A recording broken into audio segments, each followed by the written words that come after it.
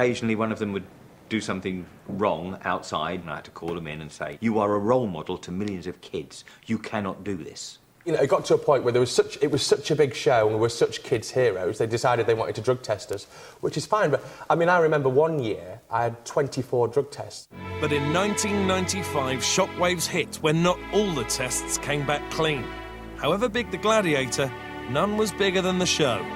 The results of the latest random test on Shadow were released to us late last week, and a decision was taken at that point to dismiss him. I think we all knew we were expendable in that show, and, you know, especially when we saw gladiators like Shadow sacked, you instantly think, well, hang on a sec, this guy was, like, such a massive part of the show.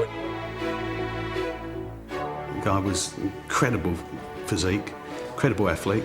He's been lauded up to be this big superhero. He always wanted to be a superhero. 1 second on the clock, it's all over! I think he put too much pressure on himself. Despite the adverse publicity surrounding Shadow's departure, the show was not about to be defeated. For the next season, new gladiators were brought in and the epic arena battles only intensified. When I joined Gladiators, it was quite a critical time for the show. It was making a transition from being superheroes against little blokes. People have got bored with that. I was actually one of the smaller gladiators. They took me on, they said, we want an all-rounder. Ace concludes Mark's attempt at the points. Good stuff from the Glads. And I remember when I first went in, I was pitted on the duel against the rugby player. Let's go! Ace defending with his free hand while Andrew's at it like a steam train. And he was bigger than me, and I remember thinking, this ain't right, this bloke's going to knock me straight off. This is not fair, this is not fair. I want to be able to win every time, like all the gladiators do. 10 points to Andrew. The magician makes the ace disappear. Let's face it, there were games that were contender-friendly and games that were gladiator-friendly, so they did try and even it out. Our Glads, that's a particularly high score for the contenders. They were both amazing contenders, and we have no excuses. They performed better than we did. That's what people wanted. They wanted to see more competition, and that's what they got. And as a result, we got bashed up a bit more. And there's a bit of claret coming out of Ace's nose. See, they're only human. Coming up in part 3, we reveal what happened when the cameras stopped rolling. It was a bit like being, I would imagine, like being on a sort of carry-on set. Who the show's lady killers were. I wasn't really aware of all the female attention going on. And we find out where our ex-gladiators are now.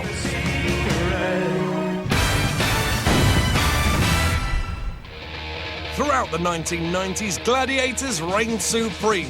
At its peak, 18 million people watched every flick-flack, head crack and grasp for glory, cheering on the contenders and near worshipping the mighty Gladiators. Due to Gladiators' popularity, by the second series, the Gladiators had to have security.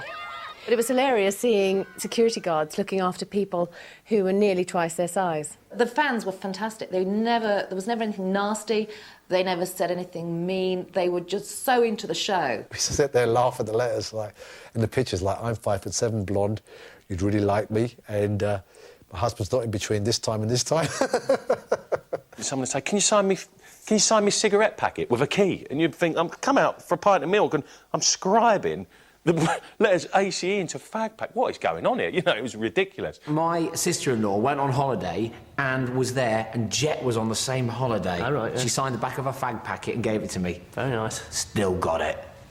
I found it quite difficult. I loved being with the kids, and I loved the hospitality side, and I got an awful lot out of that. And sort of, you know, we'd go to children's hospitals and we'd see all the kids, and that was just, I found that fantastic. You know, we weren't real superheroes, and I found it quite difficult being lauded as a hero when there are people like firemen and nurses and, you know, lots of other people that deserve that sort of adulation. It was my dream. I just wanted to be one of those guys. They was my heroes. They was role models to me. They was the closest thing to a superhero to me. On screen, they seemed superhuman. But what was the reality? What went on behind the spandex? It was a bit like being, I would imagine, like being on a sort of carry-on set or something. The boys were winding each other up, having fun, and it made it a very funny and very amusing place to work some of the time. Cobra, hysterical. He used to have his fits of laughter. He's just such a funny guy. He bought this blow-up sheet from, well, I'm sure it wasn't from a local convenience store. Let's just say that. If you watch the intro to the show, you see us all running down and doing a thumb at the camera, and then you see Cobra coming down with a blow-up sheep under his arm with a gladiator tracksuit on, and he's just going like. Yeah, I used to bring it on at the beginning of the show for the first couple of years until someone said about it in one of the newspapers. It was a very rock and roll show. There was a lot of comings and goings in between hotel rooms of various gladiators during the first series, which, you might want to ask one or two of them about. I think there were romances, but I'm very foggy in that area. I'm not going to disclose any information at all. You're trying to entice me and get the information out. It's not for me to say. No, I can't go there. Oh, dear. But they're all going, no, we behaved really well. With that much testosterone and flesh on show, it's only natural for love to blossom. And for Trojan and Zodiac, a thoroughbred mini-glad was the happy result. Gladiators, for me, the best thing that came out of that was meeting Mark and our daughter, and who's now nearly 11. Ella, our daughter, shares the genes of two gladiators, which I think is pretty special. When I see my mum and dad on Gladiators, I feel very proud of them. Bless her. The tabloid heartthrob was, of course, Hunter. Was he more a lover than a fighter? The lady killer of the group was definitely Hunter. He seemed to have had, at the time I was there, a relationship with everybody. A lot of the Gladiator girls, when he first came in, they all was fighting to sit next to him in the production office. And you are.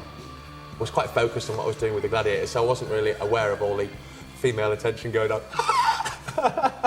Yeah, obviously I went out with Ulrika for a little while. It was quite difficult working together because he had to be in his zone, and that meant that he couldn't be a normal person. Being very competitive and very focused, it's very hard to kind of spread your attention over being this, this super gladiator that you want to be, and also trying to, look after your girlfriend at the same time. It wasn't that traumatic. Then there was the fabulously photogenic pairing of Ace and Jordan. To be honest, I didn't have an option in having a relationship with Jordan because Rhino rang me, he was in pantomime. He said, I've got a girl here in pantomime, her name's Katie Price, and she wants to go out with you. And I said, oh, blimey, that's forward. Our relationship worked while I was in that industry, in that world, but I could tell at an early stage that we wasn't going to stay together because she wanted to be super famous. Some things just aren't meant to last. Even the love affair between the public and the gladiators. Viewing figures began to fall, and in 1999, it was announced that Gladiators was axed. Everything has got a shelf life.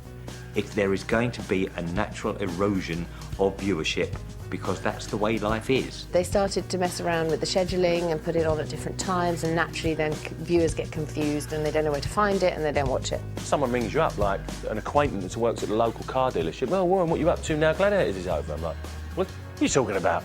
Mate, you got the Sun? This is how we found out, I was like, Gladiators, it said, you are deady, it said, instead of are you ready? And I thought, no, surely not. Surely not. And funny, that's when my relationship with Jordan started falling apart. I still believe it was cut off in its prime. I think it was very foolish of ITV to lose it at the stage that they did. It didn't sort of fade out. We said this is going to be the last series and that is going to be the last show. And for the first time on Gladiators here, it's not good night, it's farewell.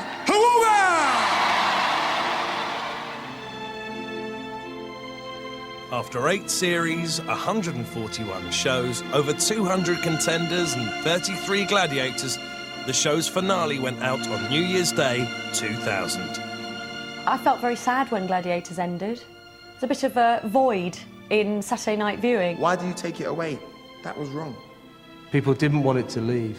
If you ever see the final montage that they played after the last episode, Wolf's heartfelt message to the nation, it really brings a tear to the heart. It really does. Here we go. This is the end. 8 years I've been coming to this arena. 8 years I've been trying my best. And now it's all over. Well, I've enjoyed it. It's been a great time. And I'd like to say goodbye to all my fans. The mainstay of our Saturday nights disappeared, and with it, our heroes. But gladiators don't retire. They just move on to new arenas. So, what do our glads do now?